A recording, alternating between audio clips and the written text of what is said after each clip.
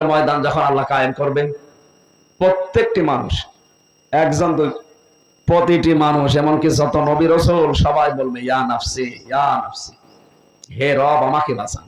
কে বলবে? আমি আমার চিন্তায় আছি, আমাকে বাঁচান।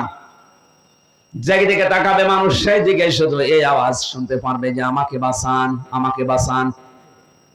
হঠাৎ করে বিশাল ওই কিয়ামতের ময়দানের এক পাশ থেকে আওয়াজ আসবে, রব্বি হাবলি উম্মতি।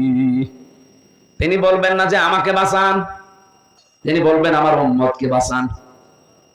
কোন উম্মত? যে উম্মত বিনা ভোটে নির্বাচন করে 15 বছর থাকে না, এটা তো উম্মতই না। কেন বললাম বলেন তো? ওরা যে উম্মত না, শুধু বিনা ভোটে নির্বাচন করে ওনারা 15 বছর আছে এই জন্য উম্মত না, তা না। সূরা হজ 78 নম্বর আয়াতের মাঝে আছে, যারা আলেম আছে একটু দেখেন তো। আল্লাহ পাক বলেন, ওহো আছে তাবা